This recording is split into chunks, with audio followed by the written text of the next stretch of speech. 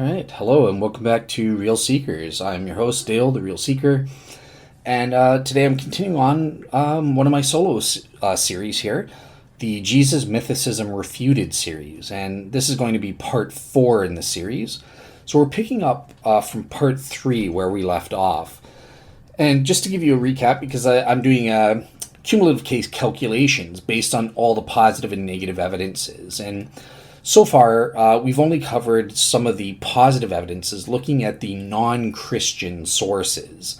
So in parts 1a and parts 1b, we covered the ancient non-Christian historians. So that was Josephus, Tacitus, Thales and Phlegon, as well as Suetonius. And we discovered that Josephus and Tacitus we were able to establish our case that they probably proved a minimal historical Jesus existed. And after part 2, we looked at the other non-Christian pagan sources attesting to the fact that Jesus was a historical figure. We fared a little bit less well here. Only Lucian of Samosata, I thought we could make a case on a balance of probabilities, prove that there was the minimal historical Jesus and that he existed. And then in part 3, we looked at 4 archaeological sources, and of those, 2 of them I thought were successful on a balance of probabilities. So the Nazareth inscription, which was I evaluated at 65%, proving the minimal historical Jesus existed, and the Church of the Holy Sepulchre at 70% proof that probably the minimal historical Jesus existed. So overall, cumulatively so far, based on all the positive evidences which provided evidence on a balance of probabilities, or the preponderance of evidence, we're currently at about 94.85% proven that the minimal historical Jesus existed just based on these evidences alone. Obviously, that number is going to change. It could go down when we start factoring in some negative evidences. Arguments that Jesus mythicists throw up to say that Jesus didn't exist, or a minimal historical Jesus didn't exist. And then it could go back up again when we start considering some Christian proofs or evidences either extra-biblical Christians texts or from the biblical proofs as well. But anyways, at the moment, right now, we're at 94.85%, and we're going to continue on in part 4 here, looking at some more positive evidences, specifically from religious Jews or rabbinical texts in this part. And I think that, this kind of gets a bad rap. Most scholars today, at one time, 100 years ago or something, or back in the 1800s, a lot of times Christians would just throw these up and say, look, this proves it. They would just kind of say, whatever the Talmud says, there are so many passages that speak of Jesus. There's at least about Michael Licona quotes Van Ver, the scholar Van Verst, who has at least 24 alleged passages in the Talmud about Jesus. And it would just be kind of assumed that, well, these reflected the first century, when this was written down, this reflected first century historical tradition, and they took it word for word, whatever it says, this is about Jesus and proves he existed. Obviously now, the tide has turned. In terms of mainstream scholarship, the rabbinical texts are very much frowned upon in terms of their reliability. But I'll get into that in a little bit. The first thing I want to do, though, is let's kind of understand the layout of the literature. Where do these quotes about Jesus come from?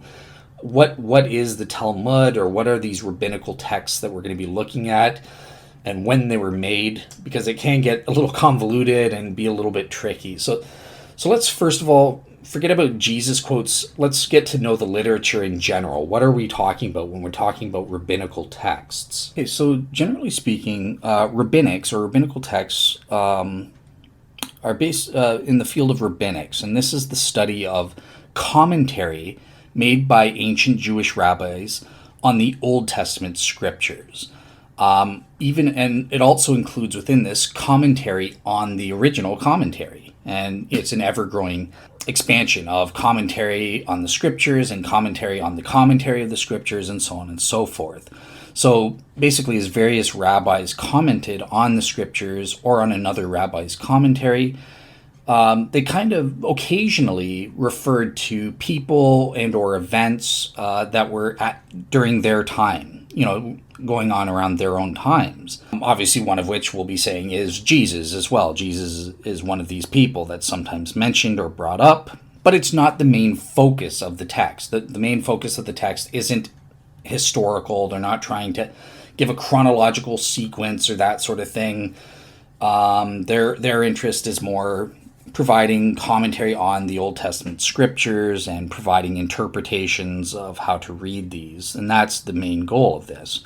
Now, rabbinics is a very complicated field just because of the sheer bulk of the literature. So this is something that right away we have to get straight in terms of the lay of the land. But here's just a quote from one scholar, R.T. France.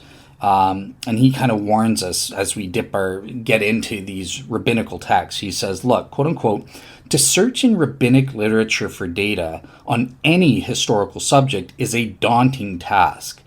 The sheer bulk of the literature, its baffling complexity, and to us, its lack of logical structure, its complicated oral and literary history, and the consequent uncertainty about the date of the traditions it preserves, all this makes it an uninviting area for most non-Jewish readers.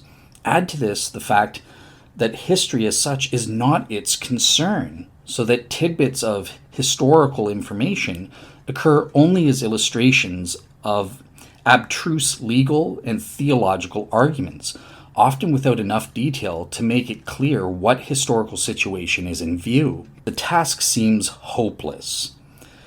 He goes on to kind of speak with respect to Jesus in particular, and I'll just quote that quickly. But in the case of evidence for Jesus, we have the further complicating factor that he was, for the rabbis, a heretical teacher and sorcerer, whose name could scarcely be used without defilement, with the result that many scholars believe that they referred to him by pseudonyms, such as Ben Stada or Balaam, or by vague expressions like Mr. So-and-so. So that's a quote by R.T. France, and it just kind of sets the stage that, okay, this is a bit of a quagmire, and it's really important to get a conceptual map of how the literature works and that sort of thing. One thing that pops up here that will be important when we talk about reliability is, what is the motivation behind the rabbis when they're writing these texts? And it's not primarily historical. They're very fanciful. Sometimes they make up historical events or they get things out of sequence. They're not concerned with history. Their thing is purely legal and theological implications and commentaries on scriptures and how to apply that and how it relates to certain legal cases and that sort of thing. And they're very liberal. Now, one thing that I will mention here, before we'll bring this up again, but one thing that's just interesting about this quote from France, R.T. France, is, okay, well, that's going to help, that could also help establish the historicity of some of the events or people that are mentioned there, because it fulfills what all historians, atheist, agnostic, or Christian, or whatever it is, admit makes it more probable than not to be true, the criterion of disinterest that Bart Ehrman used, for example, right? Or, these off-the-cuff comments, when it mentions Jesus or a historical figure here and there, it's off the cuff for them because that's not their interest. They're not trying to prove this guy exists or this event happened. So that is potentially a source of reliability, historical reliability with respect to these names. But again, this has to be evaluated on a case-by-case basis and seriously considered, because there are mitigating factors that say, yeah, but sometimes they just make stuff up out of whole cloth. So just wanted to give you those two aspects there. So great. So let's get into it. The writings of the rabbis. Okay, so it's important to note that, first of all, this started out as purely oral tradition in the centuries. And what most will say, most experts in this area will say, is it started during the time of Ezra and Nehemiah, post the Babylonian exile, when they were returning to Jerusalem under Cyrus the Great, and they rebuilt the walls around Jerusalem. It says that certain priests and scribes and rabbis or teachers began to comment on the meaning of scriptural Old Testament passages in the law. So, for example, we have Nehemiah chapter 8, verses 7 to 8, that gives the names of various priests and scribes and individuals who, along with the Levites, would, quote-unquote, read from the book, from the law of God, the Torah, translating it to give the sense so that the people understood the reading. And then generation after generation, this teaching was memorized from orally and then passed down word from word in a supposedly unbroken oral tradition or unbroken chain of oral tradition, with each succeeding generation, the interpretation of their own rabbis would be added to this ever-growing oral tradition, and more would be memorized. So just to read what Nehemiah says, Nehemiah starts off kind of saying in chapter 8, verses 7 to 9, so he names also Jeshua, Beni, Sherebiah, Jamin, Akub, Shabbatai, Hodiah, Maaseiah, Kelida, Azariah, Jozabad, Hanan, Peliah, and the Levites explained the law to the people while the people remained in their place. They read from the book, from the law of God, translating to give the sense so that they understood the reading. Now, it's important to note that in the biblical book here, Ezra and Nehemiah, their main goal is to teach the Word of God directly to the people, explain what it means, and then to practice it. There's a quote later on from Nehemiah where he says, or from Ezra, where it says, look, the original practice had been to, quote unquote, set Ezra's heart to study the law of the Lord and to practice it and to teach God's statutes and ordinances in Israel to the people so they could practice it.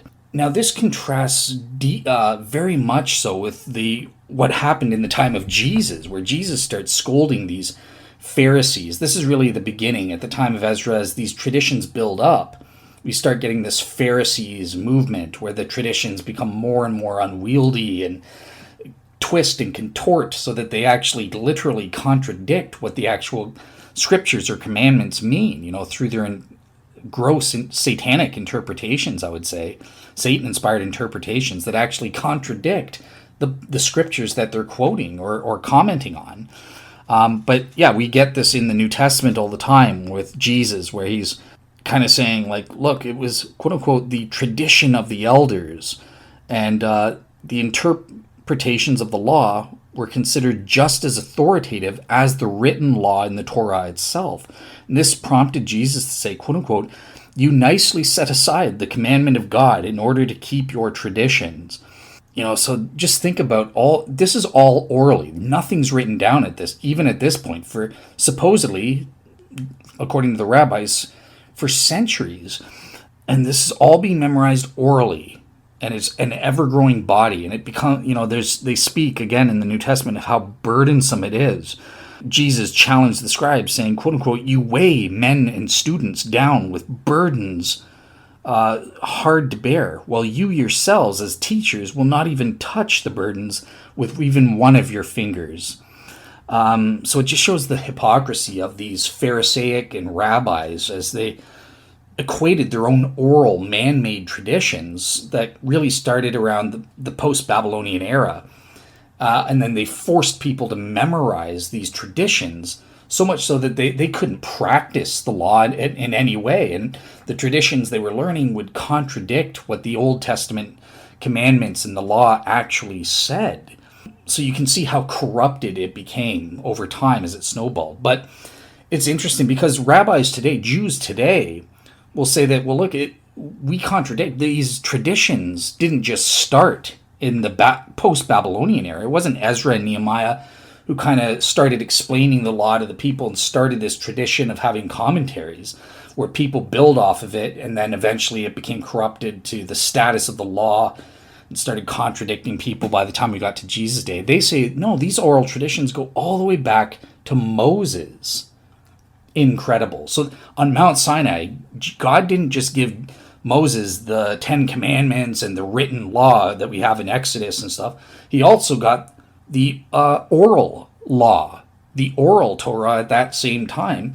And that's been transmitted orally ever since, from Moses to Joshua, from Joshua to the 70 elders, and so on and so forth, to up to Ezra. And then, but yeah, rather than me explain that, I have a little clip here, a 6-minute clip from Dr. Michael L. Brown, a world's expert in this. He's going to explain just sort of the Jewish claim for how this oral tradition supposedly came from Moses, all the way unbroken, all the way down to the rabbinic literatures that we have today. So let me just play that for you guys.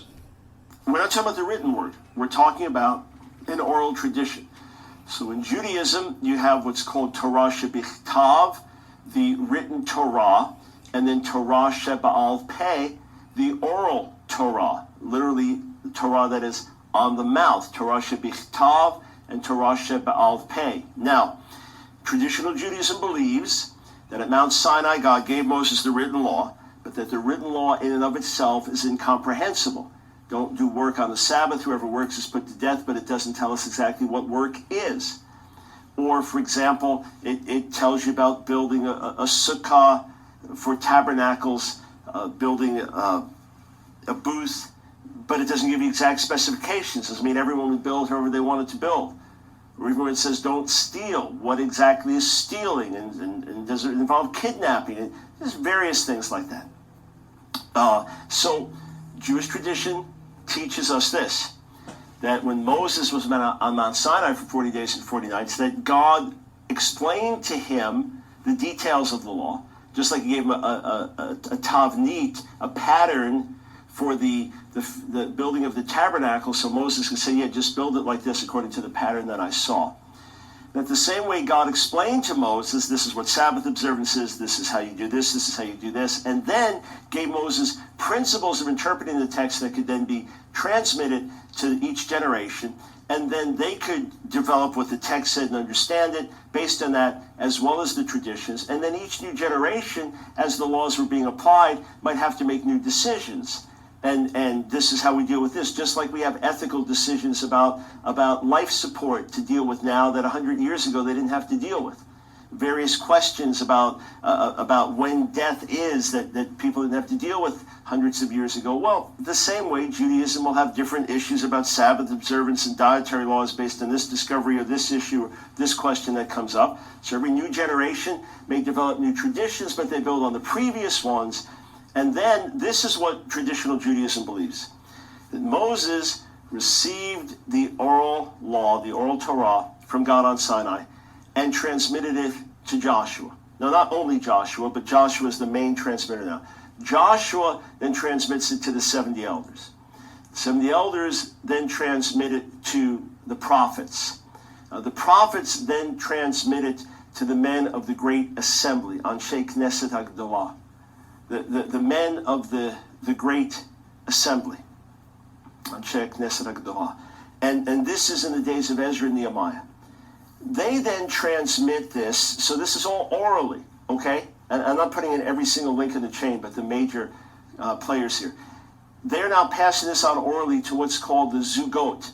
The Zugot being pairs of teachers who were prominent in their generation for several centuries, leading up to the time of Yeshua, which then ends with the pair of Hillel and Shammai. They then give way to what's called the Tanaim. These are the teachers of the tradition who are repeaters. That's what the Hebrew would mean. And they are now begin to codify these things and put them together so that in the early 3rd century, so about 200 years after the time of Yeshua, they finally put some of this in writing in what's called the Mishnah. Why do they put it in writing? Well, the Jews are being scattered. There are difficult times economically, socially, persecution, things like this. There's the growing body of tradition that needs to be put down lest it be forgotten. What's a more realistic explanation? Well, the traditions didn't exist hundreds and hundreds of years before that. In other words, the traditions of the Mishnah exists primarily after the time of the destruction of the Second Temple, and maybe at their earliest a century or two before the time of Yeshua, but they don't go back to Moses. Another way to look at it. Anyway, according to rabbinic thought, the Tanaim then are followed by the Amoraim. So the Amoraim are basically from around 200 to around 500. The Amoraim, literally sayers, they are now taking the traditions and tying them back in with scripture and so on, and that yields the Talmuds, the Jerusalem Talmud and the Babylonian Talmud, and the final editors are called the Savarim, literally the reasoners. They are the final editors of the Babylonian Talmud, roughly 500 to 600 years after the time of Yeshua. Okay, so that's part of the quote. Then he goes on from there to explain how the oral law was supposedly transmitted to future generations after the finale of the Babylonian Talmud.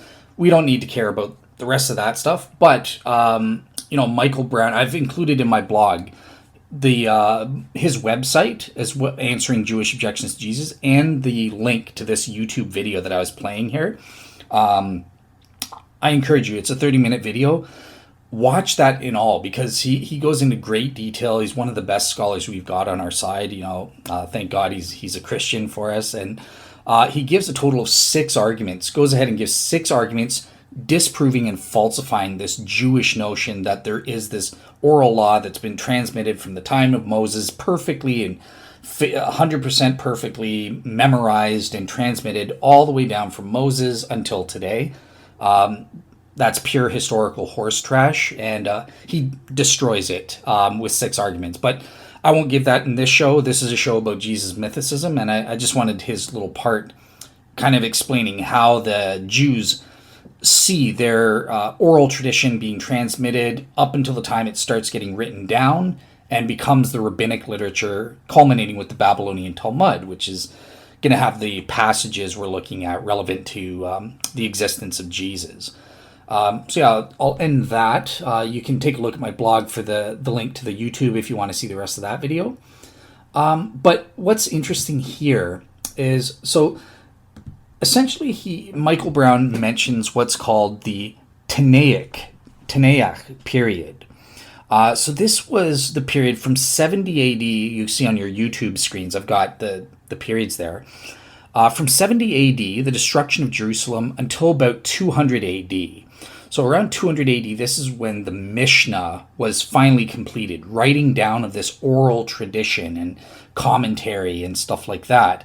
Essentially, Jerusalem and the temple fell in 70 AD by the Romans, and the Pharisees from the school of Hillel, they kind of feared that Israel would lose her traditions and their unity, and they're starting to be persecuted. Christians are starting to separate themselves from Jews a little bit. This was kind of the impetus for why Jews started writing down these traditions or something like that, or memorizing these oral traditions.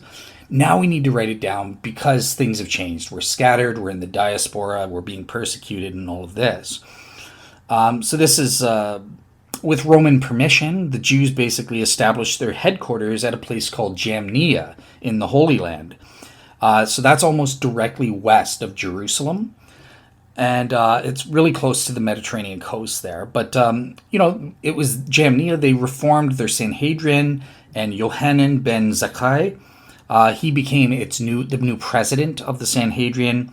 During this period kind of thing, they wanted to preserve their traditions. At Jamnia, you'll recognize it. It's famous for the famous Council of Jamnia held in around 90 AD. Most scholars will say it was 90 AD. And supposedly, a lot of skeptics, hyper-skeptics, used to think, before the 1960s, it was popular to kind of say, this is a proposal by a hyper-skeptic, Henry Graetz, in around 1871. And he said, at the Council of Jamnia, that's when the Old Testament, Tanakh, the scriptures of the Tanakh, were finally codified and canonized. And this is the official Old Testament of the Jews. Before that, they didn't have a clue. It's kind of like the same skeptics do to Christians, right? They'll say, it wasn't until the Council of Nicaea that the canon of the New Testament was fixed and appropriated. Of course, the Council of Nicaea has nothing to do with the canon of the New Testament. They're just ignorant. In fact, it was a later council that kind of officialized that. But And it's the same with the Old Testament, the Jewish canon. The Jews knew what the canon was well before the Council of Jamnia. This was just more of an official recognition. But this skeptical hypothesis has been completely destroyed and discredited today. You would be laughed at if you suggested it. So in the 21st century, scholars are, they think this is just a joke. But anyways, that's what we're talking about. Where this Council of Jamnia is what we're talking about, where the Jews came up and started out writing down or codifying these oral traditions. And in the early 2nd century, this is when the world-famous Rabbi Akiba, or otherwise known Rabbi Akiva, was around. He's a famous name. He was the rabbi that was quite foolish in supporting the false Messiah, the Bar Kokhba, during the Bar Kokhba rebellion, or the Messiah ben Kosaba, sometimes he's called, right? And in and around 135, the Emperor Hadrian destroyed that fool, that false heretic and false Messiah. Rabbi Akiba was killed as punishment for supporting it. And this led to really the massive shift against the Jews permanently. It became the Roman province of Palestine instead of Judea as punishment. They put the Venus statue on the site of the various pagan statues instead of the Jerusalem temple and all this stuff. So it was really this rebellion destroyed the fortunes of the Jews forever. They were always an enemy without any chance of going back after that second major revolt, the Bar Kokhba rebellion. And Rabbi Akiba, or Akiva, was fully behind that, quite foolishly, in my opinion. But, okay, outside of his foolish politics, he also played a major role in the organization of this writing down and codifying the oral tradition into this Mishnah. And what his major contribution was, he organized or arranged some of the written material into different subject matters or different areas or subjects. Again, because he was tortured to death after the rebellion of the Messiah ben Kokhba or Kosba, and that was crushed by the Roman Emperor Hadrian. It really fell to Akiva's pupil, Rabbi Meir. This guy is a famous name as well. And it was Rabbi Meir, M-E-I-R, who really revised and then continued the work. And he sort of split up the various Mishnah, or Mishnah just means in Hebrew teaching, right? So you're writing down all of the teachings, this oral teaching, or otherwise in the Hebrew it could be known as repetition, right?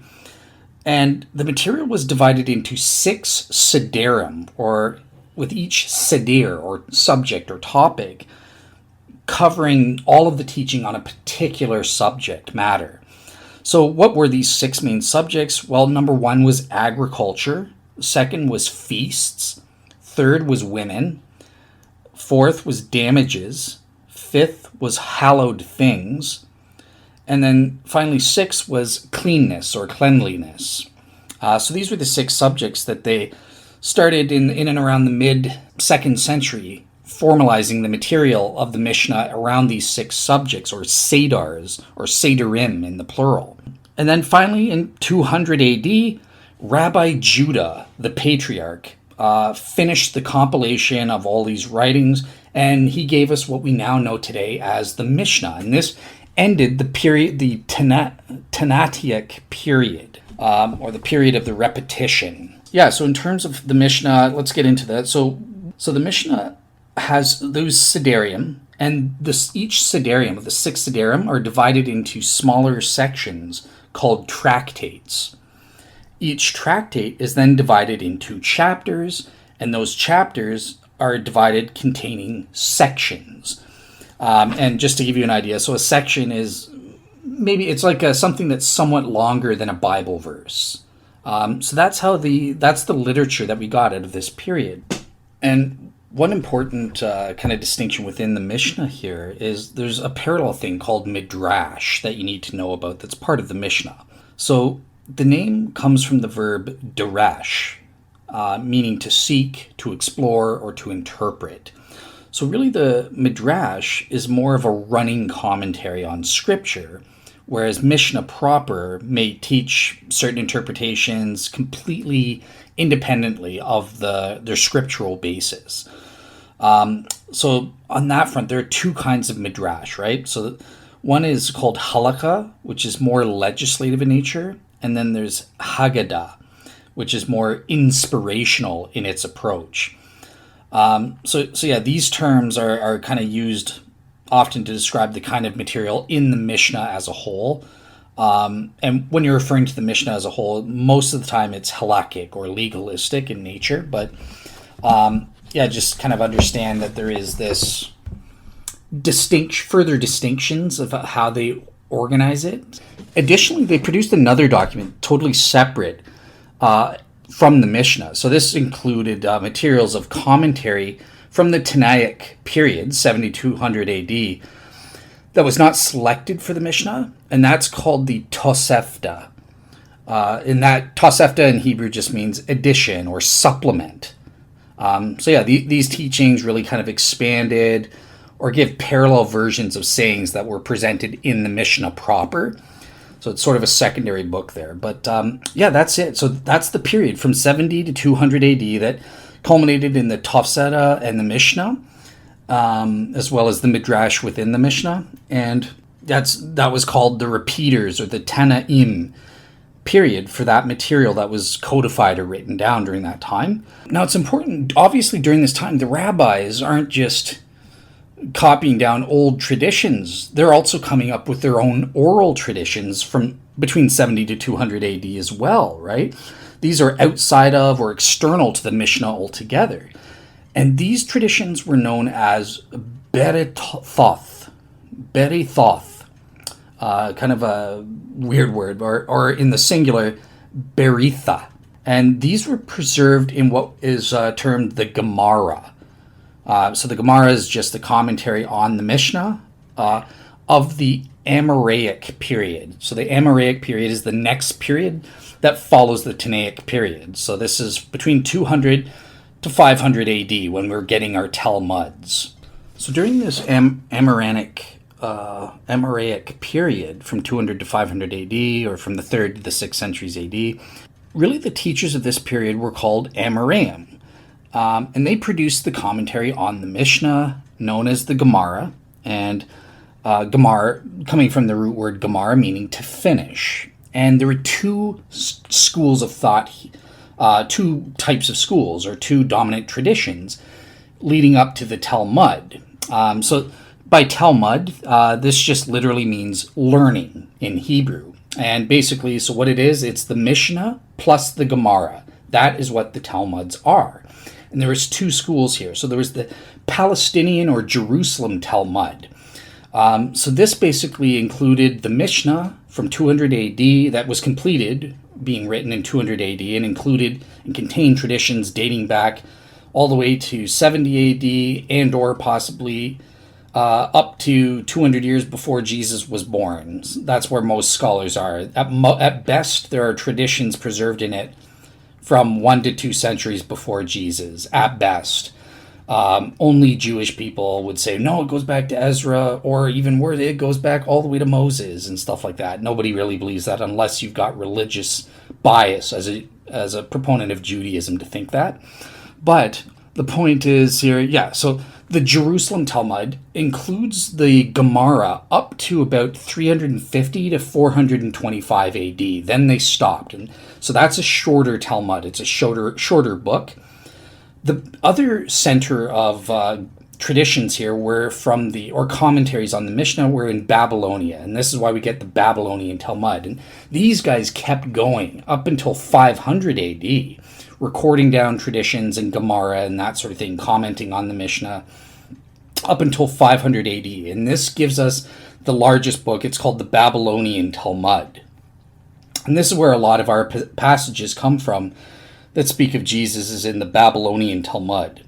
So yeah, I think that should give you a good idea, the lay of the land, a conceptual map of the datings and how the writings work together, how it kind of corresponded together to get the final text that we're going to be looking at and looking for passages that might prove the historical Jesus here. But just a couple things by way of assessment in terms of the historical reliability of the Jesus texts within the Babylonian Talmud.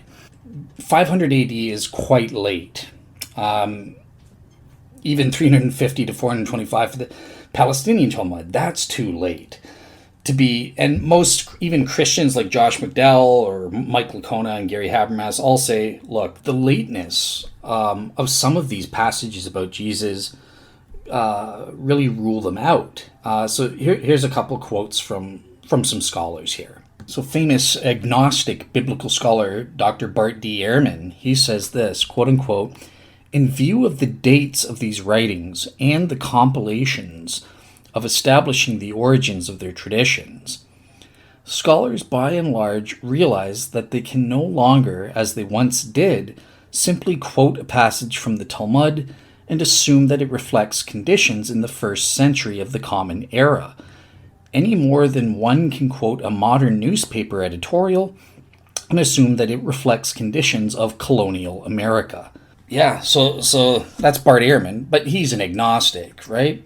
Well, let's quote Dr. Mike Licona, evangelical Christian Protestant scholar here. And what's his kind of take? His is very similar to Bart Ehrman's here. And so he says, quote unquote, in summary, the rabbinic sources were compiled in the 4th and 5th centuries AD and contained a chunk of information written in the 3rd century AD that may have origins in earlier sources of unknown origin and reliability, and we can have no confidence that the rabbinic sources used their 3rd century sources responsibly, or that their 3rd century sources used their earlier sources responsibly.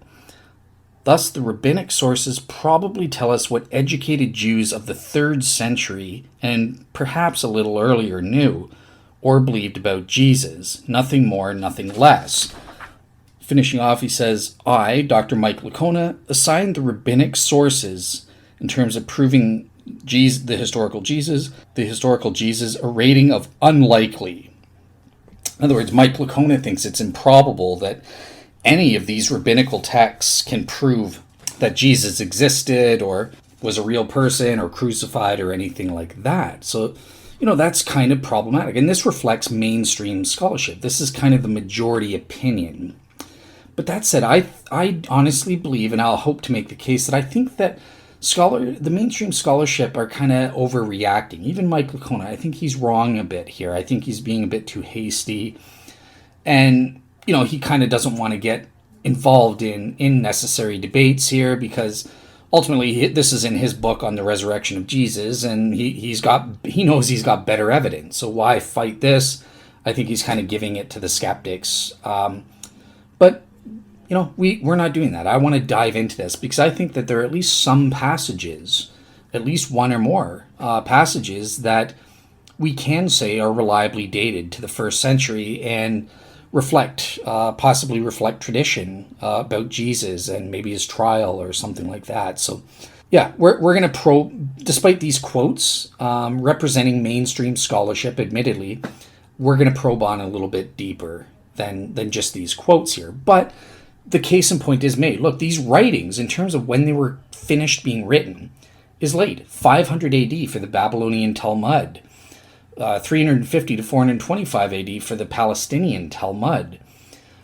Even the Mishnah is 200 AD when it was finished. And that's important to know. Remember, that's when it was finished. It was being written previous to that, from 70 AD up to 200 AD, bit by bit was being written down and codified over that period. So just because it was finished being written in 200 AD doesn't mean that there weren't written components that date all the way back to the 1st century, starting in 70 AD perhaps. And obviously, for our purposes, in terms of our case, we are just going to completely ignore all the later writings in the rabbinical traditions for the very purpose because they're so late. All of the passages referring to Jesus that originated later than the Tinnaik time period, we are designating as unreliable and or unprovably not provable to be reliable. And therefore, we're going to ignore them from our study. And that's the majority of Jesus' texts here. There are many such passages, but in the Amorite period, they were primarily referring to Jesus in terms of Christian doctrine, there's a notable difference between the Amoraic period, that's the period from 200 to 500 AD, where they're commenting on the Mishnah, commenting on the commentary written down in the Mishnah. And here, when they do refer to Jesus, they're talking about a later theological Jesus. They're they're putting him in theological terms and interacting with advanced Christian doctrine of later periods, not reflective of the first century, let alone or even second century, let alone a Jewish understanding of Christian doctrine. So we know that this is different from the earlier Tinnaik period from 70 to 200 AD when the Mishnah was being compiled. They had a much more primitive and straightforward and kind of Jesus is mentioned strictly in his historical existence as an off-the-cuff comment, disinterested. He just relates to this theological or legalistic point or something like that. Yeah, these passages seem to preserve early testimony. But in terms of the later ones from the Amoraic period after 200 AD, we're just not going to even deal with them. We're going to say that we can't prove they're reliable because they're just too late. There are issues in general with the reliability of the rabbinic literature and sources and how they use their sources. So there's just no way to prove that any of these later texts are reliable. But any text from the Tinnaik time period, from 70 to 200 AD, maybe there's something there. So that's going to be our source. Any passages referring to Jesus in that period, I want to look at those and assess some of them.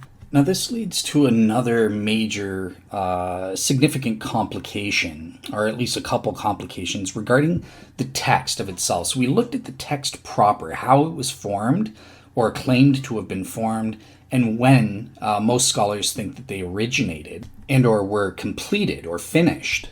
But how is that text preserved over the centuries after 500 AD?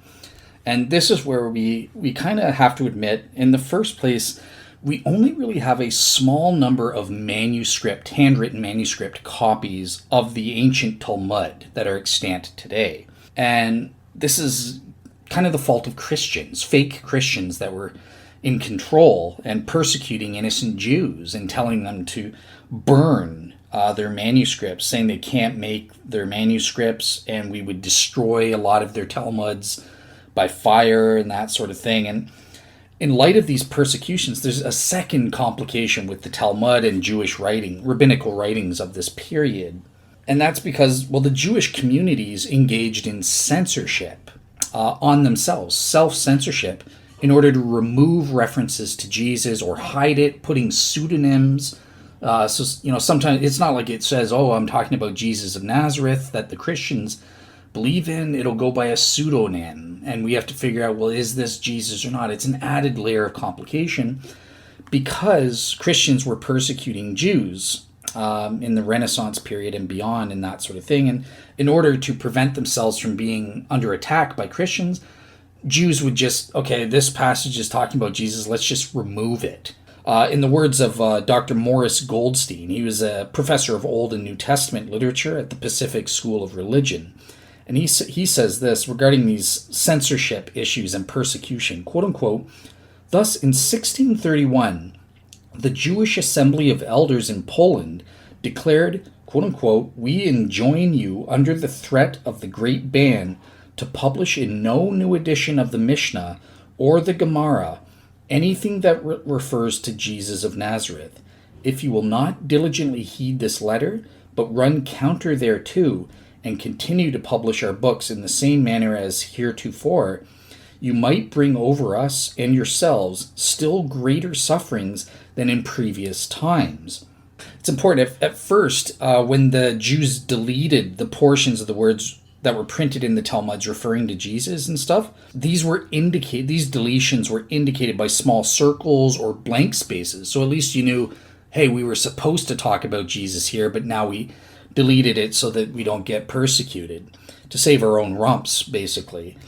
But then even this, later on, this kind of distorted the rabbinic literature, and over time, even this was taken away. And They were ordered to stop leaving even these spaces or indications that, hey, there's a passage here missing about Jesus. So we even lost that in a lot of our printed copies of the text, copies that were invented after the invention of the printing press and that sort of thing. So that's a major problem with a lot of the published versions of the text of the Talmud that we have today. Now, obviously, we do have a few manuscripts of the Talmud that have survived extant today from before the invention of printing and the printing press, as well as many fragments of it. And these are particularly important because they do contain material that's censored out of the printed editions of the Talmud, later printed editions, most of which concern Jesus. But really, it comes down to the Munich Talmud manuscript. That's the earliest full uncensored manuscript of the Talmud, penned in 1343 AD. And that's really the source, because it has all of those Jesus passages in there. Obviously, there are some Christian printers, like Daniel Bomberg, who's responsible for some other extant manuscripts or printings of the Talmud and Jewish writings.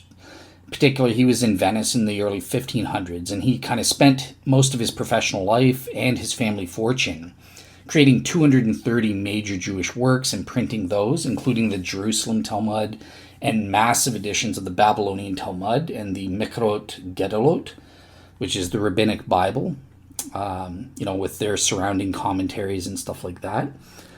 He was around in the 1400s during the High Renaissance period and that sort of thing, and he kind of set sort of the standard in 1520 when he printed the first full printed Talmud. That sort of set out the page layout that became the standard for all Talmuds today that we use. So these are kind of what we're looking at. Again, it's the vast majority of what's been of what was there has been destroyed because of Christian persecution. But we do have certain things, and these earlier things that have survived do show us the censorship. We have editions that have those blocked out versions from people like Bomberg. Certain things are blocked out of his. He had to censor his sort of thing, and his Jewish works printed in 1518 and that sort of thing, because he had to get the endorsement of Pope Leo X.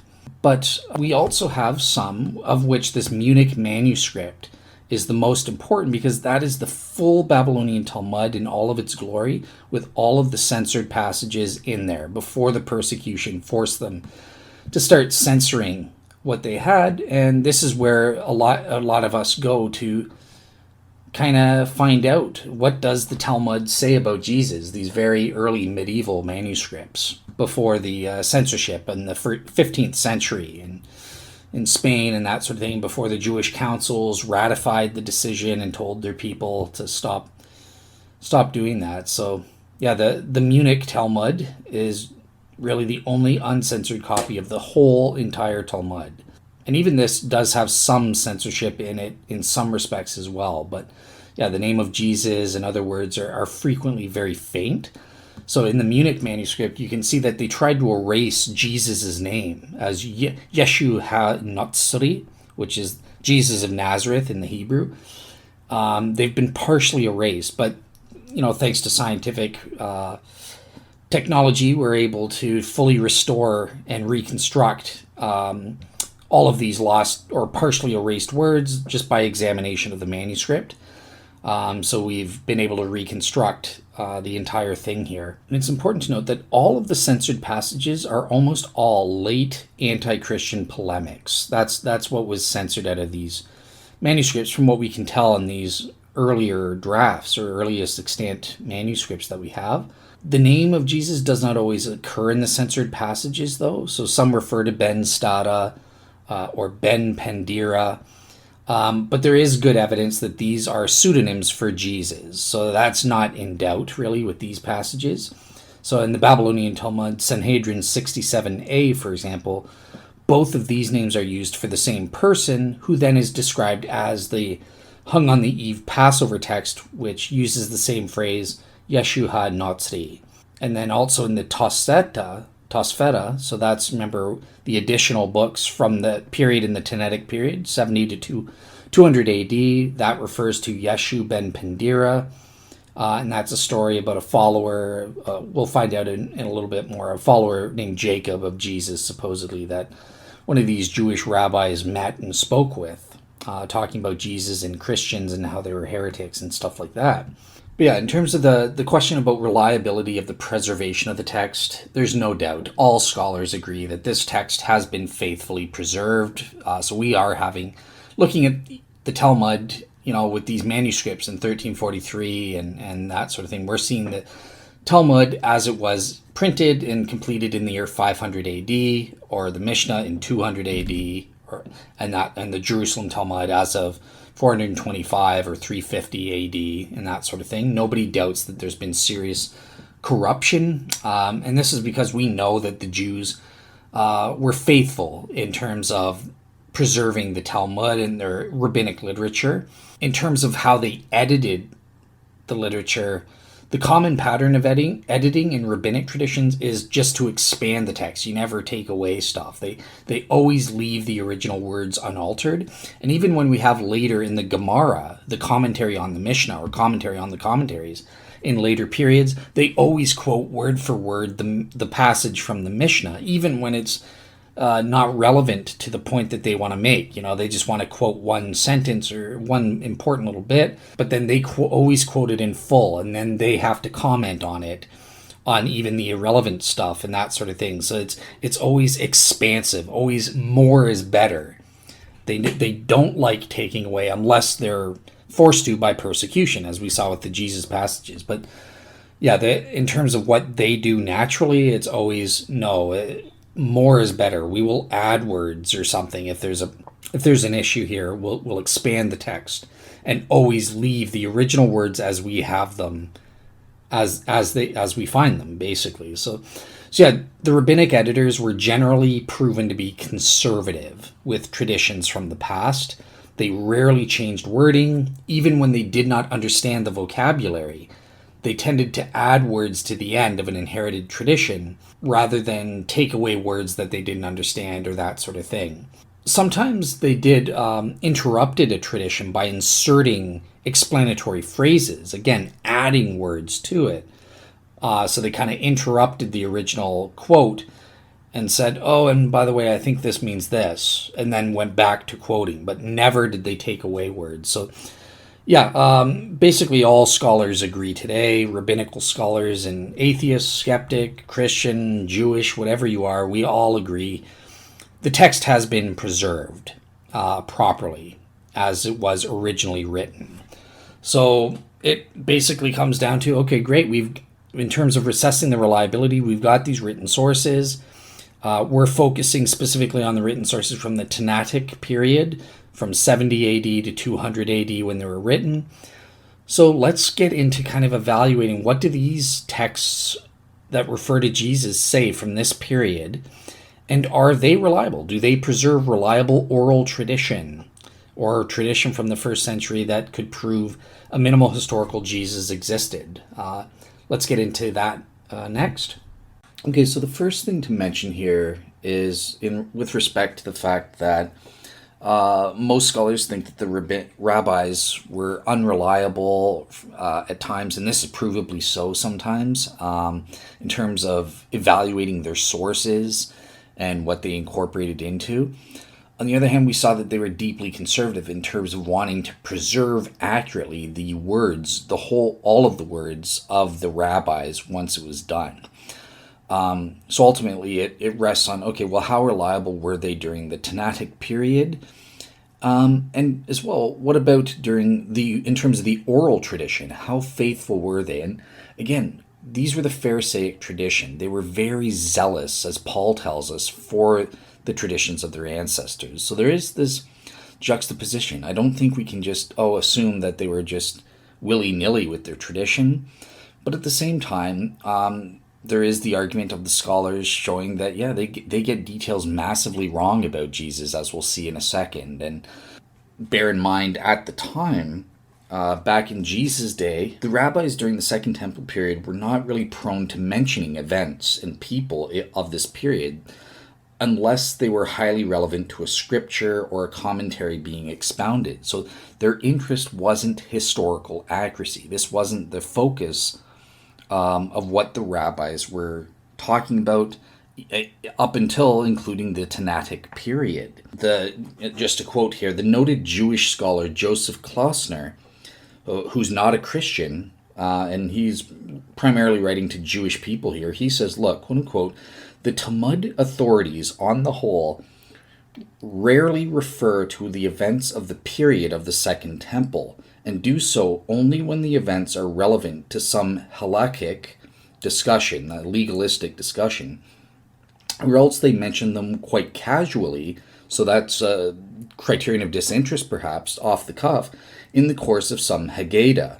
What, for example, should we have known of the great Maccabean struggle against the kings of Syria if the apocryphal books of 1st and 2nd Maccabees and the Greek writings of Josephus had not survived, and we had been compelled to derive all of our information about this great event in the history of Israel from the Talmud alone?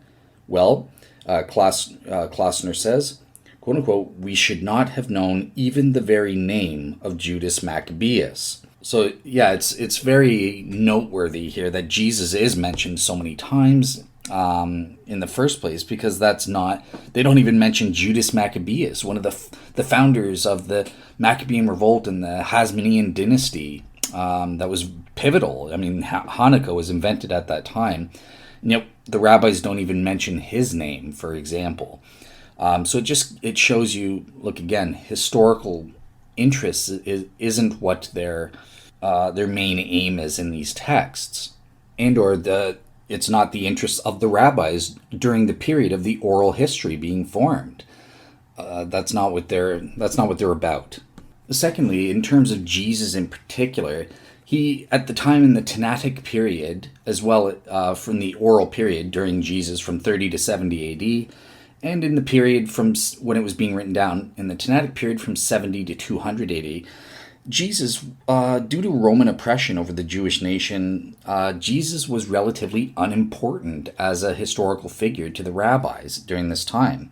Unlike in later periods in the Amaranic period, 200 to 500 AD, where the rabbis are really having to grapple with Christianity becoming a force to be seen, and they're interacting with advanced theological doctrines derived from the early Christian church fathers, and that comes from the Gospels and the Bible and stuff like that. So again, quoting Jewish scholar Dr. Joseph Klausner on this front, he says, look, quote unquote, the appearance of Jesus during the period of disturbance and confusion which befell Judea under the Herods and the Roman procurators was so inconspicuous an event that the contemporaries of Jesus and of his first disciples hardly noticed it. By the time that Christianity had become a great and powerful sect, the sages of the Talmud were already far removed from the time of Jesus. So these are some interesting things. Jesus was such a nothing to them. Why are there multiple quotes about Jesus from this period? But on the other hand, when they are mentioned, there is a marked difference in that they're not going into advanced theological Christian doctrines about Jesus and that sort of thing. They're interacting, they just bring him up off the cuff, Jesus, this historical figure. So this is kind of the contrast that I wanted you guys to see here in terms of the rabbinical writings.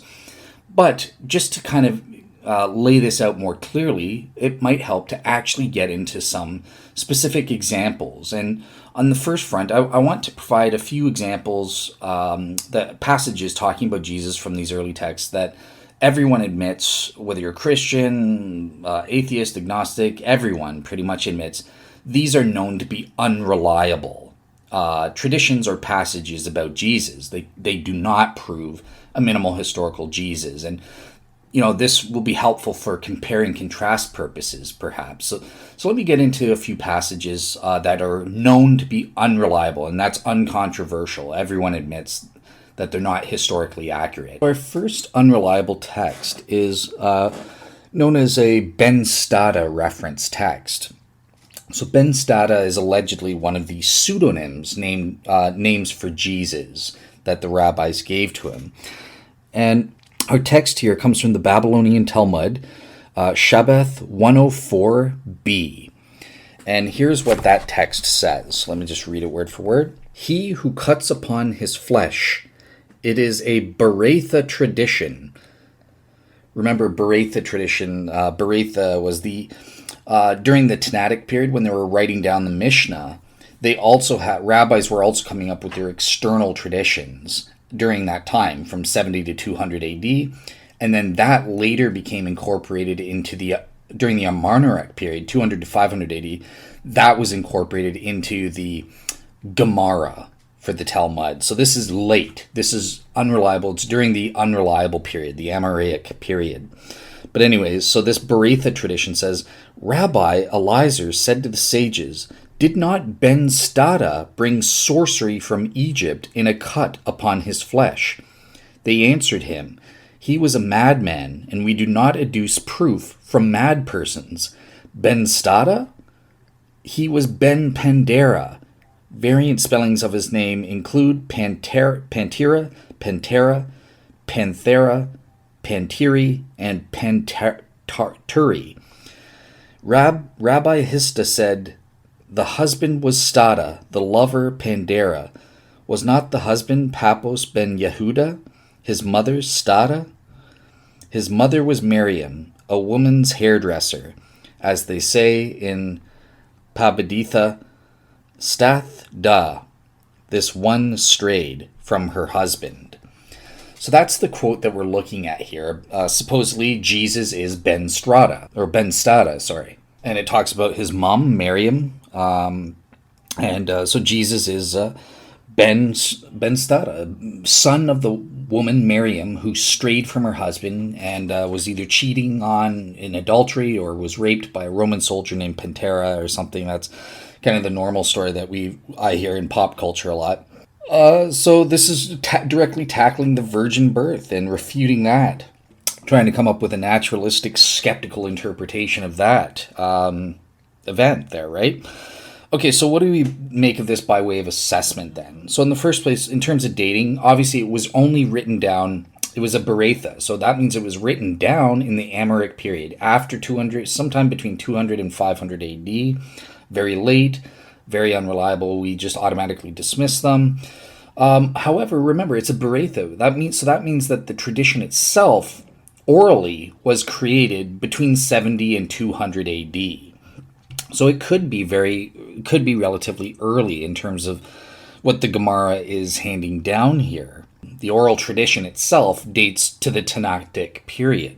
But as to when it dates from, again, we have no idea. There's no chronological dating system. There's no means to be able to figure this out on that front. But anyways, based on internal evidence alone, we know that this is unreliable and a fake, because in the first place, the Tannim never identifies Ben Stada with Jesus or Pandera.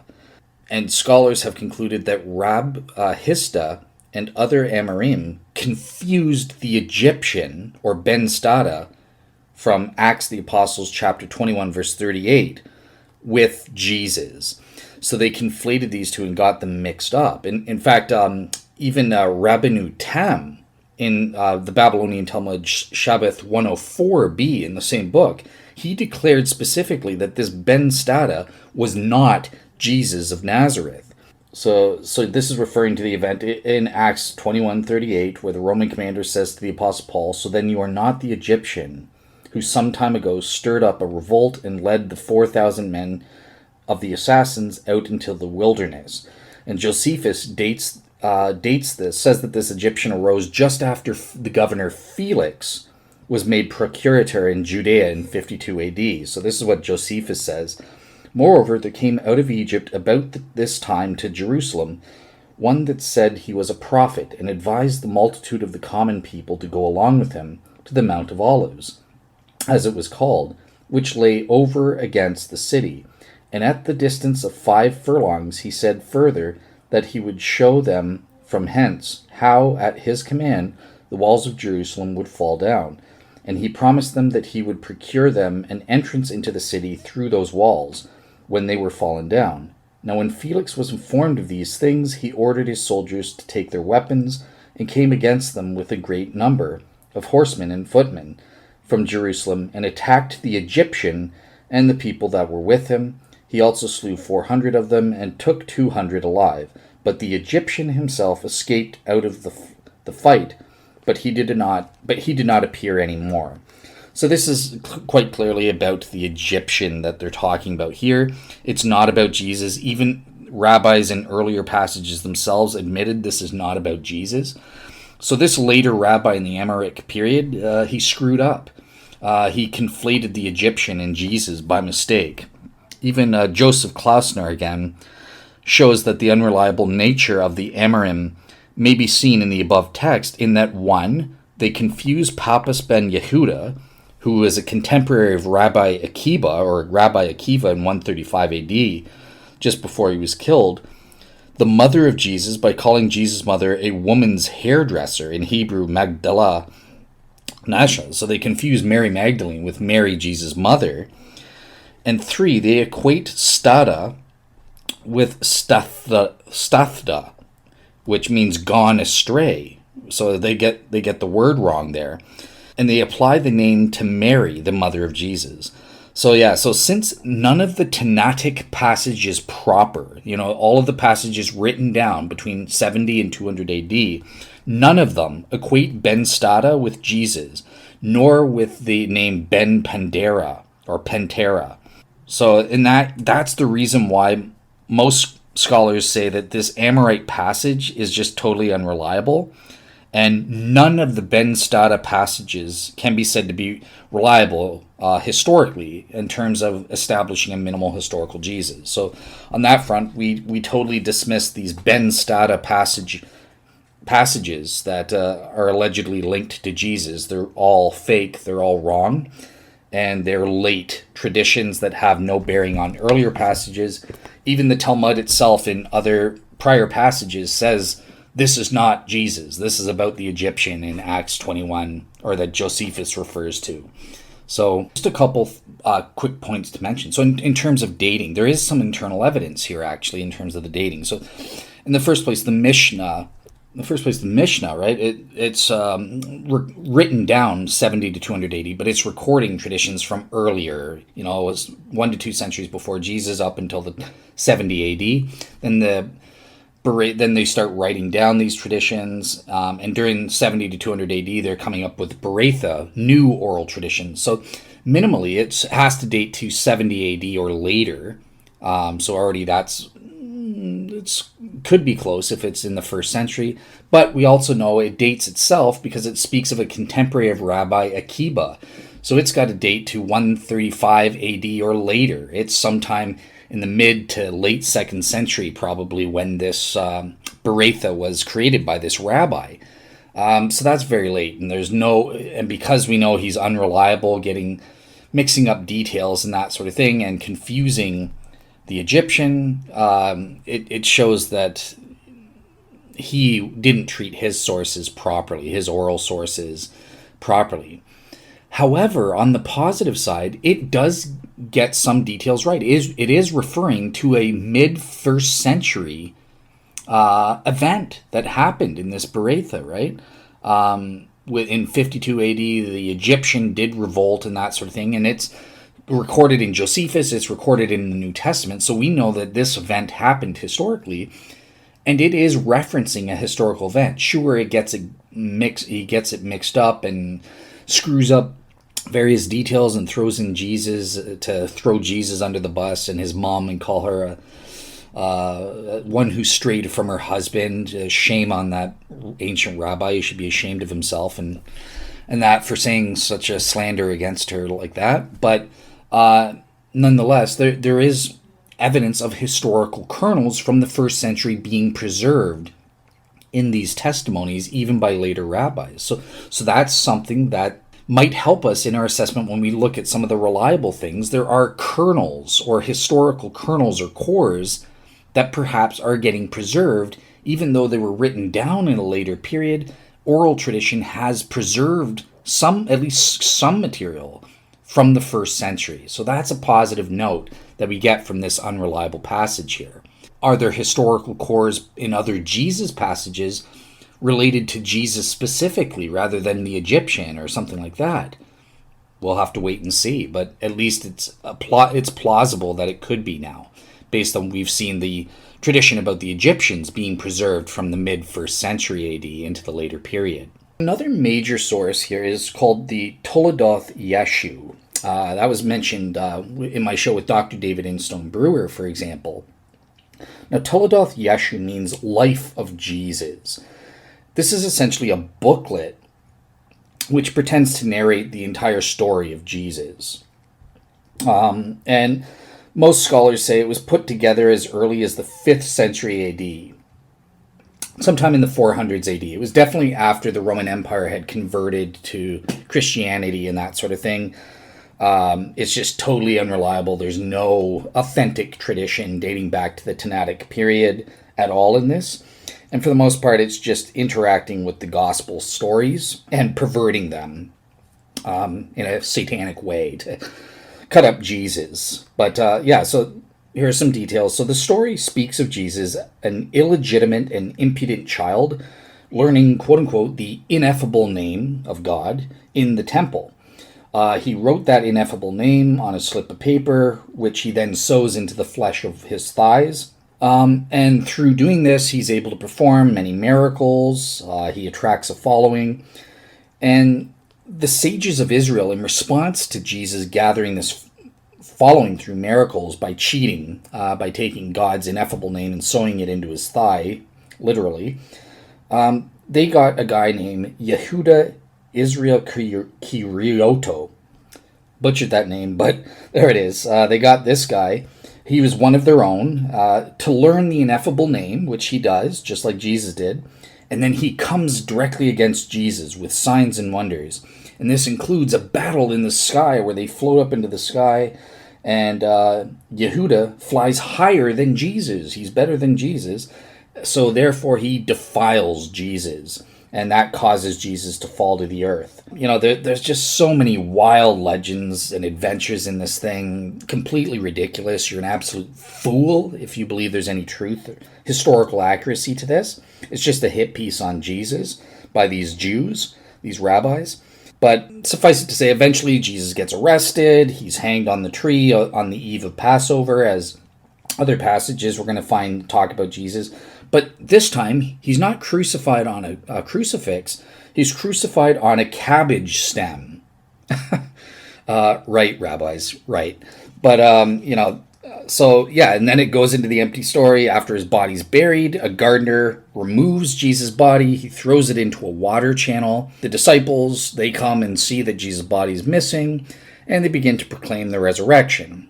Then eventually a guy named Rabbi Tinnaik, who in actual history lived 400 years after Jesus' time, he finds the body and reveals the hoax, and the disciples flee and then take their false religion all over the world. Peter ends up living in a tower built just for him, namely by this tower it's the Church of St. Peter in Rome, which didn't exist until the time of Constantine or later, where he composes hymns and that sort of thing. So this is complete rubbish. You're an absolute fool if you think that this has any bearing on the historical Jesus. Again, quoting Jewish scholars, non-Christian Jewish scholars, they say in their evaluation of it, quote unquote, the most superficial reading of this book serves to prove that we have nothing beyond a piece of folklore in which we are confusedly woven early and late Talmudic and Midrashic legends and sayings concerning Jesus, together with gospel accounts, which the author of the Toledoth perverts in a fashion derogatory to Jesus. We also have other popular legends, many of which are mentioned by Celsus and Tertullian earlier, and later church fathers as well. Samuel Krauss labels a quote-unquote folklorish motive, the motive of just creating folklore to make Jesus look bad. And it's noticeable because the attitude of these pathetic rabbis that invented this It doesn't really deny anything in the gospel accounts. It just takes them for granted. But it just tries to change everything done there from good to evil and the evil stuff to good. And, this transverse values that we see with the atheistic Marxists and SJWs today. These rabbis were the SJWs of their day, taking the goodness that we find of Jesus in the Gospels and perverting it and subverting it to make it seem like it was bad. This is just rubbish. So the intrinsic evidence in terms of dating, we know for a fact it's the 400s AD at the earliest. It interacts with, gospel accounts and that and perverts them and doesn't respect its material. Relies on legends and folklores to basically make Jesus look bad and has highly implausible, ridiculous things. Even if you believe in the supernatural, they're totally ridiculous. And we know for a scientifically proven fact they did not happen, or a historically proven fact, I should say, because they contradict the Gospels. Therefore, they're wrong. The Gospels are the best source. Every scholar with a PhD admits that's what happened. The Gospels record more or less are reliable in recording what happened with Jesus and his story. This is garbage. Throw it in the garbage. It's rubbish, basically. So, so much for that. That one was easy. Let's move on to a third text. I think there's a third unreliable text, and the reason for its being unreliable can prove instructive as to how scholars differentiate potential reliable traditions from unreliable. So I want to go over this for compare and contrast purposes. So this is going to be references to Balaam. Okay, so there are several passages that refer to Jesus by using the name Balaam, allegedly. And at one point, the references to Jesus as Balaam became so accepted among Jewish scholars as it was just no longer beyond question. It didn't require any proof. It was just automatically assumed in Jewish scholarship that you see the word Balaam, that's Jesus. Obviously, today in the 21st century, the opposite is the case, and in fact, they've been totally discredited upon more careful critical scholarship. So let's take a look. These passages come from the Mishnah, perfect, during the Tinnaik Period, 70 to 200 AD. They were written down, and they reflect traditions going back to the 1st century and perhaps 200 years before Jesus. So what does the passage say? Quote unquote, 3 kings and 4 commoners have no part in the world to come. 3 kings are Jeroboam, Ahab, and Manasseh. 4 commoners are Balaam, aka Jesus, supposedly Doeg, Antiphoel, and Gehazi. The disciples of Balaam, the wicked, shall inherit Gehenna and go down to the pit of destruction. As it is said, men of blood and deceit shall not live out half their days. So these are some of the Balaam texts that are supposedly about Jesus here. In the first place, the main problem is, look, there's just no reason from the text to equate Balaam with Jesus in these passages at all, just from reading this. There is no reason for the compilers of the Mishnah to conceal Jesus' identity. Why are they calling him Balaam? During the time of the Mishnah, they weren't under pressure to conceal or censor their comments about Jesus in a derogatory way. So it doesn't make sense that they would call him Balaam here. They had no motivation. Unlike in later centuries, during the Ammonitic period and later on in the medieval period, they did have that kind of motivation to avoid persecution. Secondly, whenever the rabbis did wish to conceal Jesus' identity in later periods, they always used the term such and such, or such a one. Thirdly, another problem here is that Balaam is not said to be an Israelite, and Jesus was definitely a Jew. He was an Israelite. So obviously Balaam is not Jesus. But Balaam is, even if it's a cover name, it can apply to all measure of people, but it's not an Israelite Jesus. Now, here's the most devastating critique, and why almost all biblical or rabbinic or Jewish scholars today all admit Balaam is not Jesus in these texts, and this is primarily due to the simple fact that we have multiple passages in the Mishnah referring to Balaam and Jesus as separate individuals at the same time in the same passage. So, for example, here's a passage. There's a passage by Rabbi Eliezer HaKapper, who died in around 260 A.D. His statements show that Jesus was shown to be different than Balaam. Here's an even clearer passage from the Babylonian Talmud, written during the Amoraic period. So here's the quote here. So the story is told of Onkelos, son of Calliamos, son of Titus' sister, that he wished to become a proselyte. He first called up Titus by means of spells. Titus advised him not to become a proselyte because Israel had so many commandments, and commandments hard to observe. Rather, would he devise him to oppose them. Onkelos then called up Balaam, who said to him in his rage against Israel, "Seek not their peace nor their good." Not till then did he go and raise up Jesus of Nazareth by spells and say to him, "What is the most important thing in the world?" He said to him, "Israel." He asked, "And how if I should join myself with them?" He said to him, "Seek their good and do not seek their harm. Everyone that hurteth them as if he hurt the apple of God's eye." He then asked, "And what is the fate of that man?" He said to him, "Boiling filth." So that's the quote there. As you can see, this guy, Onkelos, he raises up Balaam as a separate individual and then doesn't get what he wants, and then he raises up Jesus of Nazareth. Balaam and Jesus are separate individuals raised up, and they said different things. So it's quite obvious that the Talmud here and the Mishnah doesn't view Balaam as being Jesus. So this was just hasty, faulty scholarship and just wanting to equate Jesus with Balaam by later Jewish and Christian scholars, but it's been proven to be unreliable. No scholar today believes that these passages are about Jesus, or virtually none. Okay, with that said, let's turn our attention to some possible reliable ones. We've kind of got a sense of what some of the unreliable texts are and the reasons why scholars reject them.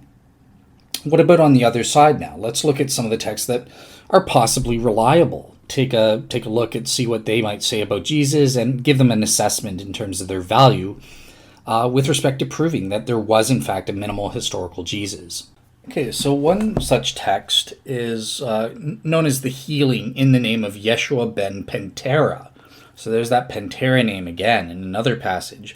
And it says this: "It happened with Rabbi Eliezer ben Dama, whom a serpent bit, that Jacob, a man of Kephar Soma, came to heal him in the name of Yeshua ben Pentera. But Rabbi Ishmael did not let him. He said, 'You are not permitted, Ben Dama.' Ben Dama answered, 'I will bring you proof that he may heal me.'" Speaking of supposedly Jesus, Yeshua ben Pentera here. "But he had no opportunity to bring proof because he died. Whereupon Rabbi Ishmael said, 'Happy art thou, Ben Dama, for you have gone in peace, and you have not broken down the fence of the sages. Since everyone who breaks down the fence of the sages, to him punishment will ultimately come, as it is in Scripture.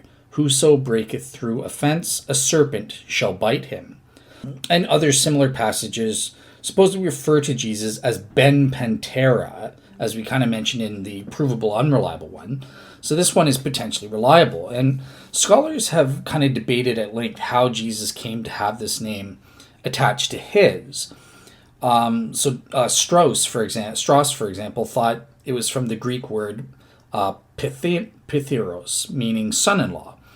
However, more credible Jewish scholars like Joseph Klasner or F.F. Bruce accept the position that Panthera is a corruption of the Greek parthenos, meaning virgin.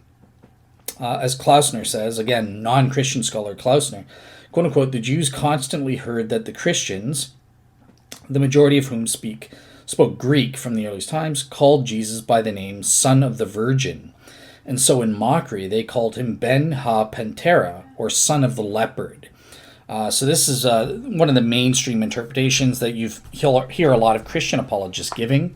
However, there's other more radical, skeptical hypotheses. For example, one of the most sensational theories about this passage that's not really accepted by serious scholars, but mythicists aren't really serious scholars. They might give something like this, and they'll say, look, in what happened, there was a first century tombstone that was discovered in Bingerbruck, Germany, and there was an inscription on it that read, quote unquote, "Tiberius Julius Abidinus Pentera, an archer native of Sidon, Phoenicia, who in 9 AD was transferred to service in Germany." So this discovery kind of fueled these hyper-radical skeptics to come up with a theory that, oh, well, Jesus was the illegitimate son of Mary and this Roman soldier. You would have heard this all the time from internet atheists and stuff like that. And in defense of this theory, even the early Christian church father Origen writes that his opponent Celsus, in about 178 AD, said that he heard from a Jew that Miriam had become pregnant by Pantheris, who was a Roman soldier, and she was divorced by her husband and bore Jesus in secret. So yeah, these are some of the interpretations of this verse here. Now, obviously, in terms of this last hyper-skeptical rant, obviously it's complete rubbish. I mean, if Pantheris were a unique name, then the theory of Mary's pregnancy by the Roman soldier might be more attractive to actual scholars today. But, as Dr. Adolf Diesmann, who was an early 20th century German New Testament scholar, verified through actual archaeological first century inscriptions, we have absolute certainty that the name Panthera was not an invention of Jewish scoffers of Christianity. It was more a widespread name among the ancients. This was just a common name.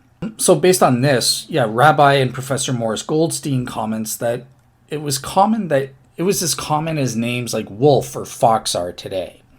Now, he does admit, Goldstein does admit that it is noteworthy that Origen himself is credited with the tradition that panther was the appellation of James, or meaning Jacob, who was the father of Joseph, and Joseph being the father of Jesus of the New Testament. As was this name also the father of Andrew of Crete, John of Damascus, Epiphanes the monk, and the author of Andronicus of Constantinople's dialogue against the Jews. So, it could be that this is just preserving the tradition. Another interpretation is that this is historical and it's just preserving, Jesus' granddaddy, his name, Pantera. And then Jesus is being associated with his grandfather's name. And this does have precedence in the Talmud. Jews definitely did this. They would use aliases based on your grandfather's name all the time.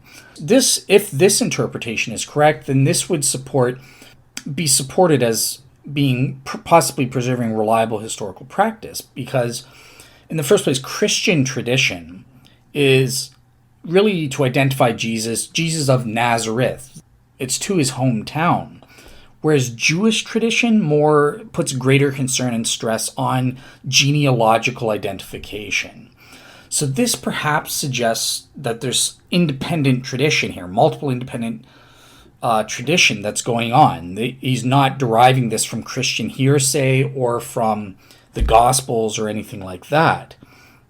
And instead they're using this is a purely Jewish invented myth or story about Jesus, if it's historically accurate. An additional consideration here is the dating. So this passage indicates what's the motivation behind this passage. And what the rabbis are doing here, they're saying, well, look, teaching and healing were a part of the ministry of this Yeshua ben Pantera, and therefore of Jesus' ministry as well. But what's the controversy that the rabbis are giving here? They're not disputing whether Jesus existed as a historical figure or even if he did miracles. What the controversy between the rabbis here is that whether or not healing in Jesus' name might be permissible or not. Now think about that. Why would that be a controversy? This speaks to early dating, perhaps. Definitely, at the very most, the episode probably occurs in the early 2nd century at the latest, prior to 135 AD, because between 70 and 135 AD, Jews and Christians are separating from each other and becoming distinct units. And by 135 AD, when the Jews did that Bar Kokhba rebellion, Christians said, nope, we're done with you Jews. And this is when the Gentile Christians began to outnumber it, and the pagan world as a whole, Jews became the evil bad guys for centuries to come, up until the medieval period, and ending hopefully with the Holocaust and that sort of thing. But you know the history of the Jews during the diaspora. But the point here is that because of the persecution and the suspicion that Christians and pagans or Gentiles in general had towards Jews after the Bar Kokhba rebellion, this speaks volumes as to the origin of this tradition having to be earlier than that. Because, and in fact, I think it does date to the 1st century, because even in the early 2nd century and late 1st century, I think after that Second Temple period, there was a division among Jews. This kind of, there's a hint here that there's some kind of early oral tradition that dates back to the 1st century when Jews were still debating, is it okay to heal in Jesus' name? Was he a Jew or not? And there is some level of confusion here. And that's why a rabbi is going to Jesus to prove, hey, no, he's good. The other rabbi is saying, no, he's a fake. You're going to be punished. Don't go to him for healing and stuff like that. Additionally, in terms of the date, this persecution went the opposite way as well. After 70 AD, we know that a lot of Christians didn't want to engage in violence against the Romans. They didn't help out during the first revolt that ended in the Second Temple being destroyed. And so there was a period there where Jewish Christians were being persecuted by the Jews, for being disloyal and that sort of thing. It seems to be foreign in this context, or at the very least seems to be an issue of controversy during the time this tradition and this was a tradition in the Tosefta, which was written down 70 to 200 AD. But remember, that just means the supplement or additional. In addition to the Mishnah, there was also this early Tosefta. Okay, so what do I make of this then? So in the first place, we do have a couple of interesting arguments. I do think it's early. It's got to be early 2nd century or more likely late 1st century, I think. We don't really know. We don't have a way to pinpoint, well, does this actually reflect oral tradition in the time of Jesus? But I would say it is probably 1st century tradition. I don't know when in the 1st century. It could be during the late 1st century or sometime like that.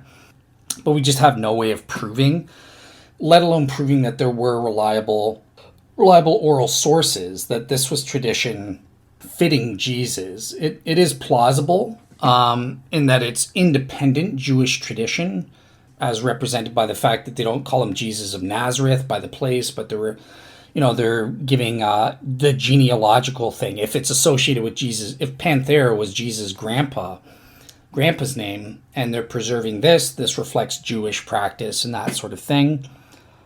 So that would be a possible argument in favor of it.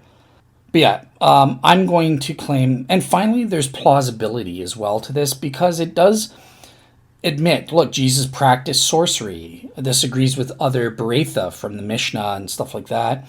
It agrees with the New Testament narratives, which described our Jewish response to Jesus's healing activity and how they interacted with it. All in all, I just think that there's not enough to establish. There's definitely a reliable. This is based on a Jewish independent oral tradition that dates back to the time of Jesus and or in the near vicinity, and thereby proves that there was a minimal historical Jesus. Unlike with the unreliable passages, there aren't really solid arguments against it, proving that they're probably unreliable. So that's a step up for this passage, and there are a couple of reasons that possibly speak to its reliability, in that it's got to be early 2nd century or earlier. It seems to reflect Jewish independent tradition rather than representing from Jews interacting with Christians and that sort of thing. But ultimately, there's nothing we can really prove this. So I'm agnostic. I'm going to remain 50-50. I'm not going to include this passage in the Tosefta as proof for a minimal historical Jesus on a balance of probabilities. All right, so let's move on to our next text then. Okay, so the next text is known as, referring to Jacob, disciple of Jesus, as Manuth. So here's what the text actually says. Our teachers have taught, when Rabbi Eliezer the Great was arrested for Manuth, they brought him to the tribunal for judgment. The procurator said to him, "Does an old man like you busy himself with such idle matters?" Rabbi Eliezer answered, "I trust him that judges me." So the procurator thought that he spoke of him, whereas he spoke of his heavenly Father. The procurator said to him, "Since you trust in me, you are dismissus, or acquitted."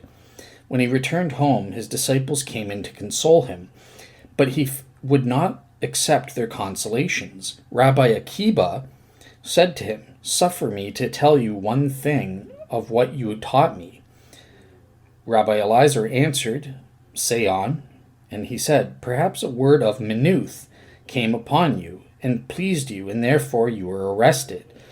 And in the Tosefta version of this account, it reads, "Perhaps one of the minim had said to thee a word of Minuth, and it pleased thee."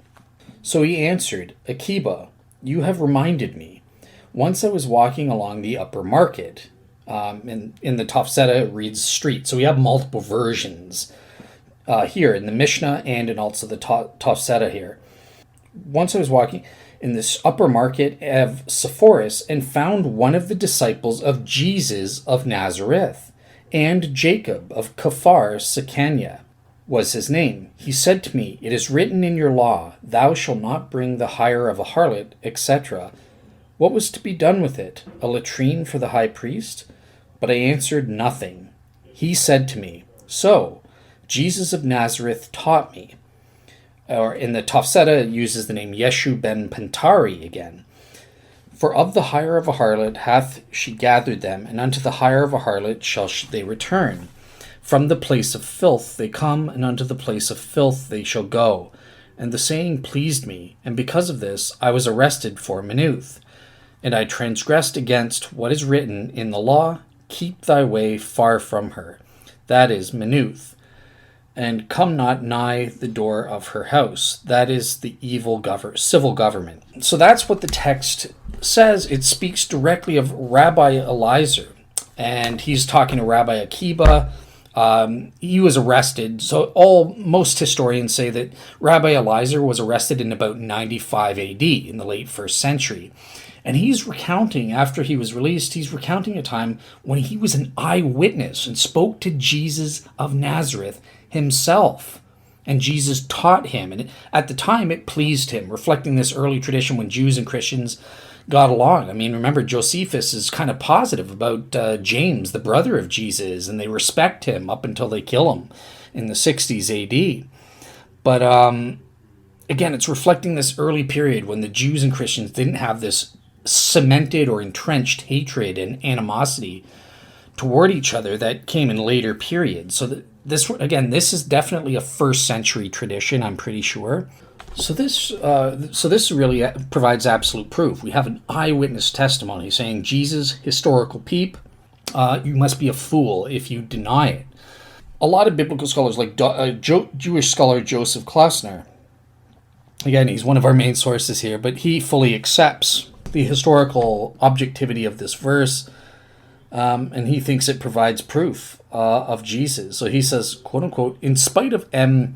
Friedlander's various attempts to persuade us that every Talmudist worthy of the name knows that the few Talmudic passages which speak of Jesus are a late addition, and the Talmudic sources of the 1st century and the first quarter of the 2nd afford not the least evidence of the existence of Jesus or Christianity.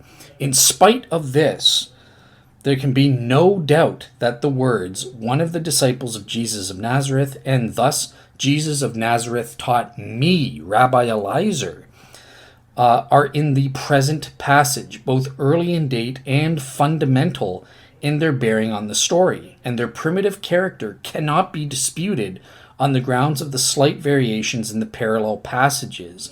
So again, we have multiple versions of this story in the Tosefta and in the Mishnah or the Babylonian Talmud, and they have variant readings, but they more or less align. And according to Joseph Klausner, this cements the deal, absolute proof that the minimal historical Jesus existed, because this is authentic, reflecting authentic oral tradition during the Tinnaik period from an eyewitness, Rabbi Eliezer. Now, what is it that skeptics or mythicists might come back and respond to this text? Well, in the first place, it has to be noted that in the quotations here, Jesus of Nazareth is in brackets, meaning those words aren't necessarily in the actual manuscript. So the skeptics would say, we don't know if you can actually say that he's talking about Jesus here at all. And Jeffrey J. Lauder on infidels.org, in his skeptical take on this thing, he says, look, McDowell never defends his use of the words left in the brackets, quoting that this passage is about Jesus in any way, Jesus of Nazareth in any way, or even in the Tosefta it says Yeshu ben Panthera. He says, look, McDowell simply relies upon Joseph Klassner's obscure translation that he gives based on a 19th century manuscript, and says that most scholars reject this. So one thing I will say here is, obviously Joseph Klassner was around in the 1920s, so he's 1922 when we're quoting him as an expert. He is a little bit outdated or dated and that sort of thing. Doesn't mean what he says is wrong. Obviously we're relying on him a lot because he is an expert. But here's something that I would, in terms of the skeptic saying that he's just relying on a 19th century manuscript, well, no, actually, he's Dr. Rabinovitz. Maybe he was around in the 19th century or something, but he's getting this from the Munich manuscript, which is a 14th century, 1343 is when the Munich manuscript, it's the whole Talmud uncensored that we have. So I think that this skeptic is just ignorant and got the dates wrong. He saw that, the Munich manuscript was being quoted in a 19th century work, and the manuscript itself is 14th century. So that might be a little bit wrong. And I don't want to cut him up too much. That might have just been a typo or a mistake made in haste on his part. Surely he would probably say the same about me. When I was talking about the Toledoth Yeshu, that booklet, well, that's a separate booklet. That isn't part of the Talmud. You got that wrong, Dale. He would say, okay, great. Whatever. It's still a rabbinic literature that was made around 500 AD or something, whether it was officially part of the Talmud or not. I was just talking in haste or something. So I'm going to give him the principle of charity and give him the benefit with this 19th century manuscript thing.